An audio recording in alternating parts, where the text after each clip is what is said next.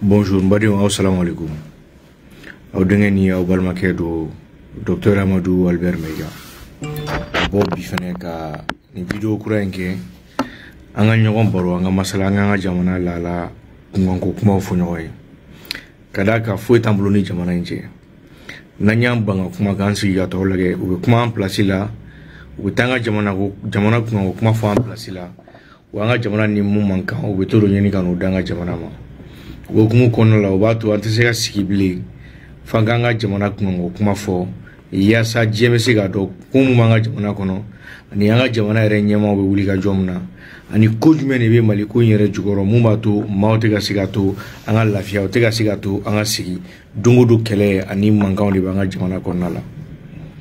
mbadiu bi ibaye ka fo ministre de la défense no colonel Sadio Camara et discours qui est bien présent, il y a son excellence le colonel Assimi Goïta et en présence du président du Conseil national de transition, le colonel Maliki Diaw et les chefs de gouvernement en institution Nyamato.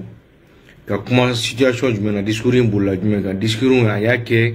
katingu minona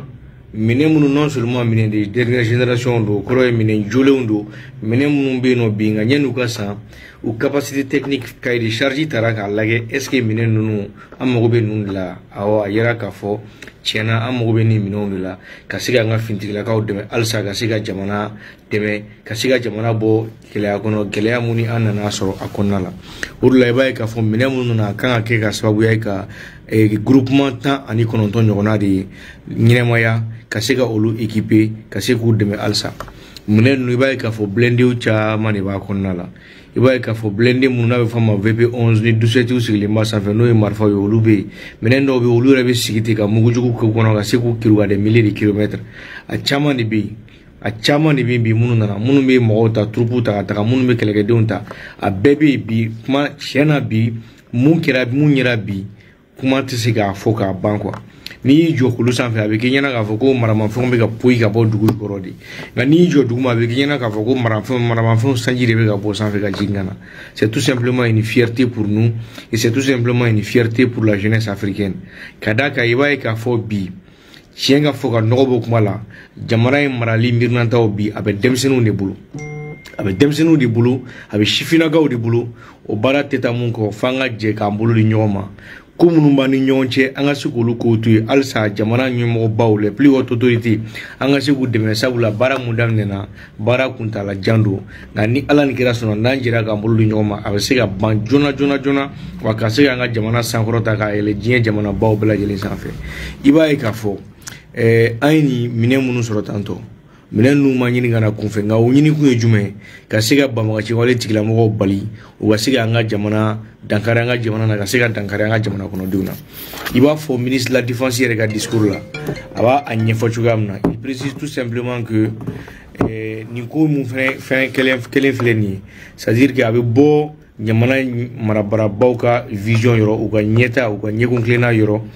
ka se ka na ni keleya bɛn ani basigi an ka jamana kɔnɔna la n'o ye stabilité pour que bɛɛ lajɛlen bɛ se ka lafiya ka se ka ɲɛnɛmayaw kɛ ka sɔrɔ damakari ka hadamadenya la i ani ka denbaya ani i bɔnnaw bɛɛ lajɛlen a ko nka a bɛ mun ɲini maliyɛnw fɛ kɛrɛnkɛrɛnnenya la sifinnakaw fɛ c'est que an ka jɛ esprit collectif c'est à dire an ka jɛ ka fara ɲɔgɔn kan ba kɛ mun bɛ se k'a to an ka jamana ɲɛmaaw an bɛ se k'u dɛmɛ cogoya min na laɲini minnu n'u bɛ ka kɛ u ka se k'a sabati a ko a bɛ ɲinini kɛ i b'a fɔ le 22 juillet kati o kɛlen k'a fɔ k'u bɛ mugujugu don maaw bɔra cogoya min na walama o dongo dɔrɔn an kɔrɔ sevare o kɛlen k'a fɔ k'u bɛ an ka kanw attaquer maaw ye élan de solidarité min ta a b'a ɲini malidenw fɛ halisa ka tɛnku 14 janvier 2022 ta la an ye miirinanta mun ta o kɔnɔnaw la an ka jɛ halisa an k'an bolo di ɲɔgɔn ma an ka wuli i b'a fɔ kɔnɔkulu kelen k'an ka autoritéw dɛmɛ yaasa binkani wale mun ni maaw bɛ ka ta k'an ka jamana sɛgɛrɛ an ka se k'an ka jamana kumabɔ ka bɔ o ma a ko maa minnu y'an dɛmɛ pour que an bɛ se ka nin maramafɛnw sɔrɔ an bɛ foli kɛrɛnkɛrɛnnenya ka ɲɛsin an ka partenaires ma n'o ye rusiw ye kɛrɛnkɛrɛnnenya la minnu ka wulikajɔ n'u ka cɛsiri an fan fɛ o sera k'a to an ka se ka nin maramafɛn ninnu bɛɛ lajɛlen sɔrɔ a ko nka il faut que malidenw k'u kumabɔ k'u tanga ka bɔ jamana yɔrɔ jamana minnu bɛ an kɛrɛfɛ ka sɔrɔ o t'an fɛ nin jugu minnu bɛ k'a fɔ a ka d'olu alisa an ka t'olu le kɛrɛfɛ olu le k'anw ka fɛnw bɛɛ lajɛlen kɛ an ka siriw la an ka balaw la n'olu ko ko mun bɛ kɛ o de bɛ kɛ i b'a ye k'a fɔ nanzaraw olu yɛrɛ ka teleso la u ka musonin dɔ bɛ yen a bɛ kuma k'a waso k'a fɔ ko depuis Faransi bɔra an fɛ yan san kelen ko la zone des 3 frontières ko tiɲɛna fo ko o kɛ ko c'est à dire ko c'est foutu à travers ces mots nka o bɛɛ lajɛlen ye nkalon kumaw de olu ye tiɲɛni kumaw de u bɛ minnu fɔ k'a don maaw kunna pour que ka se k'a jira k'a fɔ depuis Faransi taara dɔrɔn Mali dɛsɛra nka au contraire maa o maa bɛ ko kalama dugukolo kan o tɛ parce que n bɛ transition fɛ o tɛ parce que n bɛ transition kɔnɔ o tɛ parce que n bɛ sɔrɔdasi ɲɛmaa minnu bɛ ka jamana mara bi ko n b'olu fɛ ou bien ko n b'u kɔ mais o ye tiɲɛ de ye o ye ɲɛdimi de ye bɛɛ lajɛlen bɛ se ka i b'a ye k'a fɔ depuis Faransi bɔra an ka jamana kɔnɔna la tiɲɛ yɛrɛ yɛrɛ k'a fɔ Mali équipement mun sɔrɔ a tɛ se ka compter k'a fɔ ka ban avion tɛ avion ye hélico tɛ hélico ye drone tɛ drone ye blindé tɛ blindé ye a tɛ se ka fɔ ka ban fɔcogo t'a la ka ban o kɔrɔ ye jumɛn c'est à dire que olu de kun ni b'an ka jamana kan maa minnu ye jamana mara ka kɔn anw ɲɛ olu dɛsɛra k'u yɛrɛ b'u bolo an t'a fɔ n k'u ye fugariya kɛ nka an b'a fɔ dɔrɔn u dɛsɛra k'u yɛrɛ bɔ ni jɔnya juru in kɔnɔna la ka d'a kan ni ninnu tun b'an fɛ yen hali bi hali anw yɛrɛ an tun tɛ se ka maramafɛnw san i b'a fɔ an ka d'an ye cogoya min na nka fo maaw k'a faamu k'a fɔ wagati kɛra sa fanga kɔni yɛlɛmana de a tɛ se ka kalifa maaw la minnu y'a mara ka kɔrɔ ka tɛmɛ ka d'a kan n'a kalifala o la a bɛ segin o lahala kelen kan ka d'a kan an bɛ se ka tiɲɛ mun fɔ ninnu ye olu maaw tɛ se ka o tiɲɛw f'u ye o hukumu kɔnɔna la o b'a to an kan ka bolo di ɲɔgɔnmaw kɛ halisa yaasa an bɛ se k'an ka jamana ɲɛmaaw dɛmɛ les plus hautes autorités misali la i b'a ye k'a fɔ san 2012 jamana gɛlɛya kelen ka jamana sɔrɔ wagati min na o kelen ka weleli kɛ force Barkhane ma n'o tun ye Serval à l'époque u nali nanzaraw ka sɔrɔdasi misɛnninw n'u ka fɛngɛw kelen ka an ka jamana yɔrɔ dɔw libéré an ye walama k'an dɛmɛ olu yɛrɛ ye janfa mun se ka tila k'o janfa in an dɛmɛ k'a fɔ k'u bɛna o janfa in kɔlɔn datugu an ye i b'a ye k'a fɔ o sira yɔrɔ dɔ la ka se k'i jɔ Mali ɲɛmaaw ma ko wa mon général walama mon colonel a tɔgɔ ye di la ville est à vous maintenant ne hakili la o kɛra ka sɔrɔ bi maa minnu bɛ ka jamana mara parmi les 5 colonels olu dɔw tun b'o jamaw la walama olu tun ye kɛlɛ kɛ o yɔrɔ ninnu na c'est à dire que u kɛra jamana fɛ fo ka dama tɛmɛ a kɛra kuru ye o kɔnɔ ka d'a kan i tɛ se ka kɛ Mali fɛ i tɛ se ka k'i ka jamana fɛ k'o kuma sugu bɛ f'i ye k'i tɛ se k'o kuru to i kɔnɔ fo ka diɲɛ wuli i fa jamana i bɔkolo i bɔdugukolo maa de ka bɔ yɔrɔ la ka na k'a fɔ k'ale bɛ danfara kɛ e ni maa dɔw ni ɲɔgɔn cɛ ka tila k'i lajɔ ka sɔrɔ k'a f'i ye ko karisa ayiwa dugu y'aw ta ye sisan nɔ o tun ye jɔnmaya de ye o tun ye ka a yirana k'an lafu ka yirana k'a fɔ hɔrɔnya t'an na danbe t'an na o kɛra maa o maa la o n'o dimi tora fo ka se bi ma bɔn bi bɛɛ lajɛlen b'a ye k'a fɔ o dimi kɔni siga foyi t'a la bilen o dimi bɔra wa yirala diɲɛ bɛɛ la bi k'a fɔ Mali ye jamana ye jamana mun bɛ se a ka yɛrɛma hɔrɔnya t'a yɛrɛ Mali ye jamana mun bɛ se a ka kɛlɛ k'a yɛrɛ wa Mali ye jamana mun y'a ka yɛrɛma hɔrɔnya ta wa mun bɛ ka baara kɛ ni a ka jamana kɔnɔdenw ka dɔnniya ta ye n badenw ne bɛna a ɲɛfɔ aw ɲɛna kuma dɔw la n'i ye politiki mɔgɔw lamɛn non sɔrɔdasi fanga ma ɲi jamana ma sɔrɔdasiw kan ka taa di jamana marali kan ka kalifa politiki mɔgɔw la a bɛ tan ne hakili la jamana marakun ye jumɛn ka se ka basigi kelenya ani dunkafa la sabati jamana kɔnɔna la nka anw ye jamana in ta cogoya min na bɛɛ lajɛlen b'a dɔn k'a fɔ san 30 walama san 40 kɔ tiɲɛni mun donna jamana kɔnɔ i tɛ se ka kɛlɛ ka furakɛ ka ban ka lajɔ k'a fɔ san 2 i bɛ se k'o kɛ nka kɔnɔdimi tɛ halisa de ɲɛdimi de don k'a fɔ ye wari mun donna équipement militaire la bi i bɛ jamana in ta depuis jamana in kɛra jamana ye fo bi a ma deli ka don a la minɛn minnu bɛ Mali bolo bi depuis Mali kɛra Mali ye fo bi c'est à dire a minɛnw ɲɔgɔnna a ma deli ka sɔrɔ olu tɛ parce que n bɛ tradition fɛ mais olu ye réalité dɔw de ye olu ye tiɲɛ dɔw de ye ka d'a kan wagati dɔ la maa dɔw de tun bɛ yen nɔ minnu bɛ ka jamana mara u ye système mun instauré u ye régime de corruption dɔ de installé an ka jamana kɔnɔna la mun b'a to olu yɛrɛ b'u yɛrɛ sago sɔrɔ mais jamana t'a sago sɔrɔ jamana kɔnɔdenw t'a sago sɔrɔ olu yɛrɛ n'u den ka denbaya bɛ se k'u n'u dungɔ kɛ jamana la nka jamana kɔnɔdenw tɛ se k'u ni dungɔ a n'u sago sɔrɔ jamana kɔnɔna la i b'a ye k'a fɔ u ye o de baara kɛ ka se ka jamana bi dingɛ kɔnɔ nka bi i b'a ye k'a fɔ n'a fɔra ko développement sira tiɲɛ don n'i ye jateminɛ kɛ i ka sɔrɔ n'i y'a fanba don lakana ni minɛnw sanni na a bɛ jouer i ka accès développement tɔw kan nka minɛn mun donna lakana la bi bi na ni san 2 in kɔnɔ bɛɛ lajɛlen b'a dɔn k'a fɔ n'o y'a sɔrɔ ni autorité kelenw bɛ yen n'o y'a sɔrɔ président Assimi Goïta kelen de tun bɛ yen ko k'a sɔrɔ toute chose égale par ailleurs ko gɛlɛya tɛ yen kɛlɛ tɛ yen foyi tɛ yen bɛɛ lajɛlen b'a dɔn k'a fɔ développement sira kan a bɛ se ka baara mun kɛ a tun bɛ se ka mun ye jamana in kɔnɔ bilahi a ma dogo mɔgɔ la Kadaka lakana ko ta sera tout ce qu'il a dit am se ka fo a je fon fo c'est-à-dire que a kera fo ka nya fo ka teme o ka mais ale kilinte mais mo kan mun famia ka don ani a frère d'armes mun jera ka fo ata nyon fo olu kilindro Gansamato double la défense kuna Gansamato nazara ko ngani ka fo ko fo ka dota ka bon défense kuna Gansamato dota ka bla assemblée wasablungna Gansamato mawo ko dota ka bo wasablungna et ainsi de suite donc il va ka fo ou quoi stratégie là on a tout simplement ka non seulement à trop dit ka équipement ka double la ka tra défense là ka double la ka tra agence nationale de la sécurité d'État là il y a ça information monsieur que ngatlaga kolel malki job la ka assemblée nationale là no wasablo nia foloy sura sikake wasablo nyamay kunde balaw malidion au faka kodo di famia ka fo fu ite se gagner bo Moussa Kagota s'en fait voilà ma fonta s'en fait ala année de sous n'union tchèque castrola a seben fura ona Moussa Kago ko manyina moya assemblée kono wala ma CNT kono la kasro ka fo ami gouvernement ya maria kani barake jamana fo ite se ki bulu jamana ko ka deme kasrola aka wasabluma a nyina moya ka fo ko ni barake c'est-à-dire que jamana rete se ga jo kasro wasablun tala o te se ga ke donc oui joro bay mungera donc Gansamato ou assemblée présent que sur la signe moy ou do kadaga ni chuma keti mamu chamana kanumba la munu participera fanga yele malla ibaye ka fo c'est bon fro chama tu mesi munu mesi ga bloquer wasa bloquer on la iba fo on aller isoro be ga ida na chugamna anga fezi jesu be ga ida na chugamna ka fo wasa bloquer tu me mara korola chugamna mara to jugu kundo kadaka ime sara ani fin du mois pour que wasiga jamana kono donga baradike yasa kubla condition na wasiga kishi corruption ani ka siga kishi girugu balodo manga ibaye ka fo au contraire non seulement mauk me au barala me ko chama wora ku me ga duguma muto chier qui vont comme nous meta jamana kono donga nga défaveur la nga bi tega sigile mboka tanki kulel malki jawbe bela jele ma donga fo o fensuga nu fuka jewlu te segake halati signera ka fo wa halna nuga me iba no ira donc c'est pour dire que c'est une chaîne qui se complète o jagwa de angwa je kambulu nyoma o da to wati kera utum wille me colonel jaw no fait kele parce que aller de ni tumuka aller de 5 muka il fallait trouver un moyen kasika politique mo lana kulasi orola comme wa nyini chugamna ka défense mine ka di mawro ma wala ma sécurité mine ka a bo mamunu ye fanga ele make donc hukumu konala ambela jelenga nga donga fo tiena minen ko ta fanfe le Mali n'a rien à envier à d'autres pays wa alsa mabane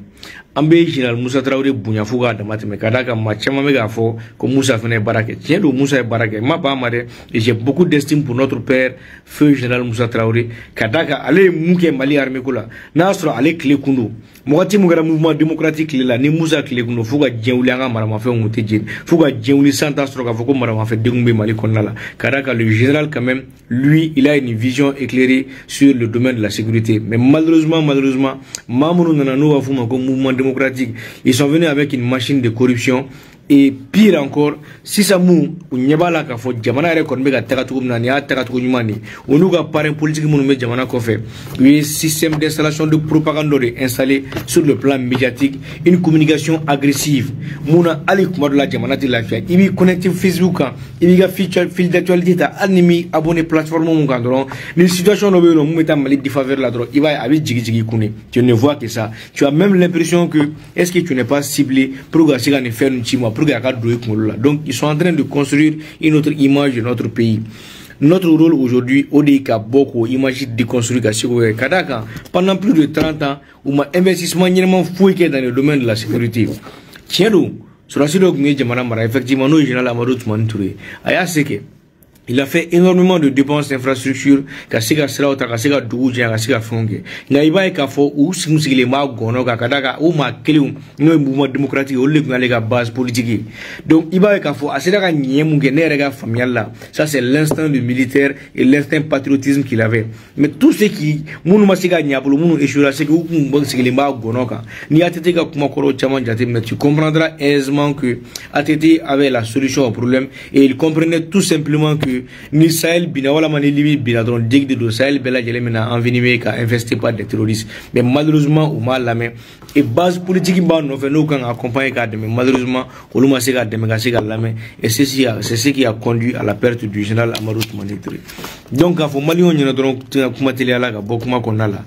awka to awa jamana plus haute autorité ko rester unis et déterminés, restons unis et déterminés derrière les autorités militaires. Kadaka politique mo mana ke chogo chugula aka jogo kolo atese gabla. C'est vrai qu'il y a une fonction monabi, une fonction politique là, mais je parle d'une génération de classe politique mounie jamara mara et aujourd'hui qui n'ont rien à nous prouver aujourd'hui. Très sérieusement, il faut qu'on en fasse et que les jeunes comprennent que c'est un conflit générationnel. Donc il faut qu'il n'ait fait un jamana ka baski ka barake gagner. Il faut stabilité sur le regard sera aussi sur le plan politique pour que jamana bese la fia. Mais malheureusement politique mo be fin beke pour que la Jamana déstabilisé, pour que la Jamana kalaya, pour qu'on n'ait même pas le temps de nous concentrer sur la lutte sécuritaire. On a ségal temps sur le cas, ni chiffre vraiment fait mais c'est qu'on a une stabilité, à quoi bonheur, on est en belle de la fia. Donc, au bout de Jamana kalaka, réseaux sociaux kalaka. Et tu as l'impression que Jamana Bena Chide, tu as l'impression que Jamana Fleni a d'Afrique de Fleni, mais c'est une stratégie pour qu'il y ait kala, il y a ça, moi, on a ségal la fia. Sinon, il va y avoir terroristes ou base ou base logistique tu comprendras aisément que à base nous club tira aujourd'hui par les forces de défense et de sécurité. Donc on veut boulot là kataro là ni nega faut qu'il beta sanlita pour attra marfa c'est que sanli ko fait ay mobile fitin doibi c'est-à-dire mobile crossi de mobile crossi fitini marfa ba sans fait au besi ka bouli dien fa moto be bouli ro be bouli avec ta femme be fait et c'est rapide, ça va extrêmement vite. Donc n'y a pas de là c'est que moyen âge là kata ni ou bien Fendo Sangadama, Amboro Konala, on a acheté vraiment des véhicules blindés sophistiqués avec armes à l'appui, en pointe. Où me sega terroriste traqué, ka telia ka temali moto ka sur mobilité, ka sega taka akushi ka bunanina. Donc en tout monde ni na iba ka fo force française yi wakati la na wakli bala nga report sinu na otara sanili ba deni taka nga jamana kono. Kono go sanili ko mo dianga findiki la kawma sanili moto sanili a ben alan graje e terroristes ko buli sanili ga mais armée kuturu jamana kuturu fene ga ba buli sanili sans ko ata terroristes kere. Donc moi je pense que bi ore bana et le pire encore c'est que ou sanili ça comme goro siki sanili ko fe ga arme monter au sans fait c'est à dire que il va faut bagan il va faut dem senu quoi. Or engin sophistiqué les nyema be munu monsieur la gla bobbi ala barkala au barakera et je vous jure que c'est vrai que cette fois-ci, il y a des frères qui demandent que je parle en français, peut-être une autre fois, mais c'est un message quand même ciblé adressé au peuple malien. Je ferai encore une vidéo peut-être un autre jour pour expliquer cela, mais il s'agit tout simplement de parler de l'acquisition des équipements militaires réceptionné aujourd'hui à Kati par le président de la transition, son excellence le colonel Assimi Goïta et ses frères d'armes. Donc on voulait vraiment partager cela et dire qu'il fut un moment où des partenaires étaient avec nous. Ils nous ont acheté des motos à 2 roues, nous demandant de circuler au même rythme que les terroristes. Finalement, on ne sait même pas si l'armée était confondue aux terroristes ou comment est-ce que cela allait se passer. L'armée pouvait bien entendu tomber dans une embuscade facilement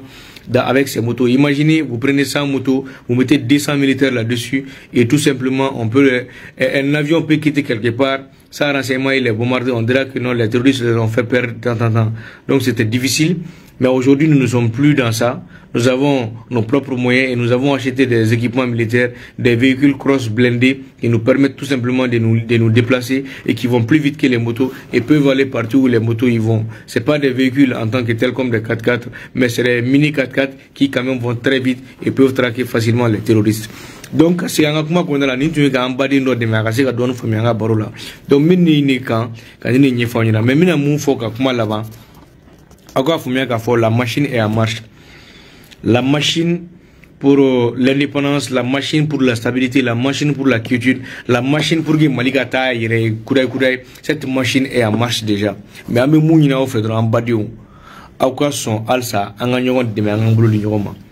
Moi, je suis ouvert à toute la jeunesse malienne. Amsi la fin que tu anga kekanye ochuga la fin temolo a dit Mohamed encore une fois je le répète, je n'ai rien à donner à quelqu'un. Mais je suis vraiment ouvert quand il s'agit du Mali pour que amsi ga barake, kasiga nyogon de me chuga mna kasiga stabilité la nanga jamana kono. Kadaga ni chifina ka ou boulot du nyogoma. S'il y a une certaine stabilité au niveau de la couche juvénile, ces hommes politiques n'auront pas de point d'entrée parce que eux-mêmes sont incapables de sortir et de se battre comme les jeunes sont en train de le faire. Ils ont fait leur temps et nous avons aujourd'hui l'énergie, s'ils refusent, en tout cas si certains parmi eux refusent de mettre leur expérience à profit, au profit du Mali, maintenant en Ouattara, ceux qui veulent quand même mettre ces expériences au profit du peuple malien,